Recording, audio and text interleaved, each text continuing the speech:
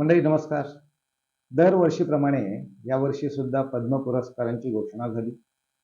जवळजवळ 132 सन्माननीय व्यक्तींना हा पुरस्कार घोषित झाला. यामध्ये भारतरत्न, पद्मविभूषण, पद्मभूषण आणि पद्मश्री असं वर्गीकरण आहे. यामध्ये अनेक क्षेत्र हे पुरस्कार देण्यासाठी विचारात घेतली जातात.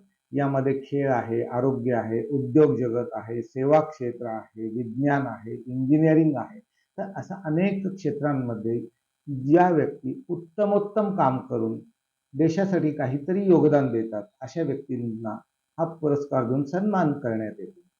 अर्थात हा पुरस्कार मिळवण्यासाठी अपार कष्ट, ते पण वर्षानुवर्ष कष्ट करावे लागतात आणि मग हा पुरस्कार मिळतो. म्हणजे काय की हा पुरस्कार मिळवण्यासाठी आपण सतत मेहनत करावी लागते, सतत वर्षानुवर्ष एक आपल्या क्षेत्रामध्ये काम करावं लागतं आणि देशाच्या प्रगतीमध्ये योगदान ही द्यावं लागतं.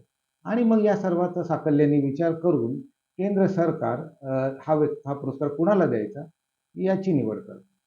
अर्थात यावर्षी बिहारचे कर्पूरी ठाकूर यांना भारतरत्न सुद्धा देण्यात आला. त्यानंतर मग लालकृष्ण अडवाणी यांना सुद्धा तो जाहीर झाला आणि मग नंतर नरसिंहराव, स्वामीनाथन आणि चरण सिंग यांना सुद्धा भारतरत्न देण्यात आला.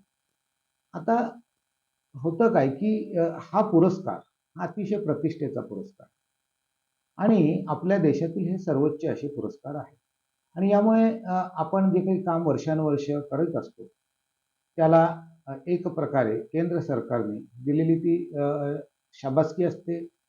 त्यामुळे निश्चितच आत्मविश्वास दुणावतो, वाढतो, पुढे काम करण्यास अजून उत्साह येतो. या सर्व गोष्टी पुरस्कार प्राप्त व्यक्तींना होतात. समाजामध्ये त्यांची प्रतिष्ठा वाढते, समाजामध्ये ते अनेकांना माहीत होतात. कारण यामध्ये अनेक लोक असे आहेत, अनेक व्यक्ती अशा आहेत की ज्या निर्लसपणे वर्षानुवर्ष काम करतात. त्यांना कोणत्याही प्रसिद्धीची अपेक्षा नाही आहे, ते किंबहुना ते त्यासाठी प्रयत्नही करत नाहीत. काम हेच सर्वस्व असं मानून वर्षानुवर्ष ते काम करतात आणि त्यामुळे अशा व्यक्तींना हा पुरस्कार मिळणं हे त्यांच्या इतकंच आपणा सर्वांसाठी, आपण भारताचे नागरिक म्हणून आपल्यासाठी सुद्धा ती एक आनंददायी गोष्ट असते. त्यामुळे हे पुरस्कार वेगळे आहेत. अर्थात आता हे 26 जानेवारीच्या दरम्यान हे पुरस्कारांची घोषणा होते. यावर्षी काय झालेलं आहे की एक पुरस्कार परदेशी व्यक्तीला देण्यात आलेला आहे. पद्मभूषण हा पुरस्कार तैवानचे उद्योगपती यंग लू यांना जाहीर झाला. कोण आहेत हे यंग लू आणि त्यांना का हा पुरस्कार देण्यात आलेला आहे?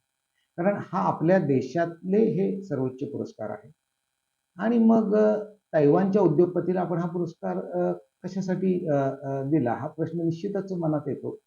अर्थात पुरस्कार दिलेला आहे त्यामुळे त्यांचं कार्य हे तितकंच मोठं असणार, यात काही शंका नाही. तर हे जे तैवानचे उद्योगपती आहेत, आपण फॉक्सकॉन या कंपनीचं नाव निश्चित ऐकलं असेल. जगप्रसिद्ध ॲपल कंपनी यांची उत्पादनं ही फॉक्सकॉन कंपनी बनवते.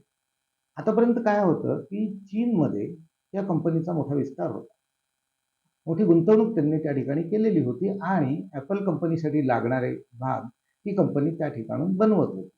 अर्थात ॲपल या कंपनीसाठी जेव्हा ती कंपनी उत्पादनं बनवत असेल तेव्हा आपण त्याची व्याप्ती निश्चितपणे समजू शकता. अतिशय मोठ्या प्रमाणावरची कंपनी आहे आणि यंग लू यांनी एक असा निर्णय घेतला की त्यांनी जी चीनमध्ये त्यांची जी गुंतवणूक होती या कंपनीची ती काढून आता भारतामध्ये ती गुंतवणूक केलेली.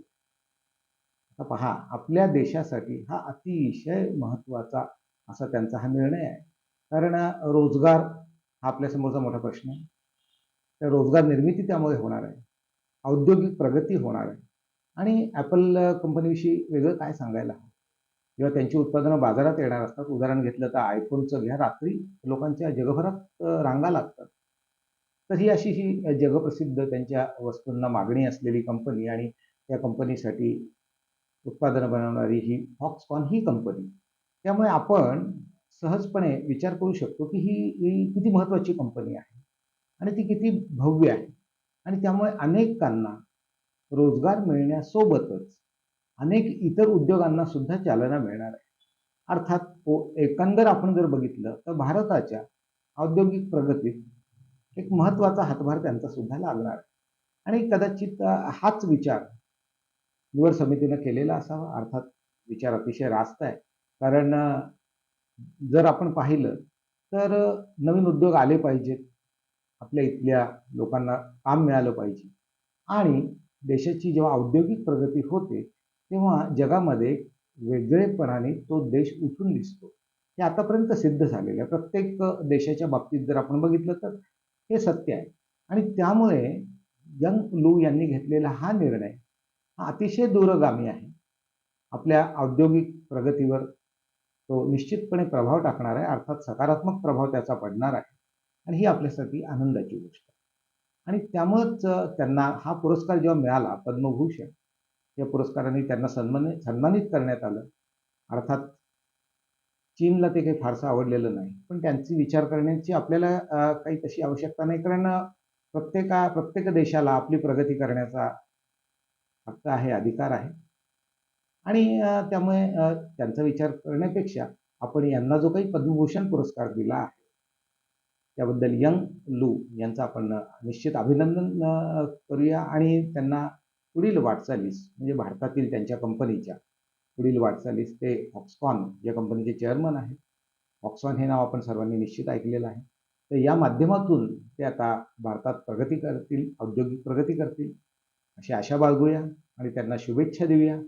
एक चांगला विषय वाटला आणि एक चांगलं पाऊल या निवड समितीनं सुद्धा घेतलं असं मला वाटलं, की ज्यांचं आपल्या देशामध्ये योगदान आहे त्यांना जर आपण सन्मान दिला तर तो निश्चितच त्यांना सुद्धा उत्साह येईल आणि यापुढे सुद्धा देशाची प्रगती जी आपणा सर्वांना हवी आहे ती अशी अविरत चालू राहील. तर ती तशीच चालू राहावी या शुभेच्छांसहित आज इथे थांबतो. धन्यवाद.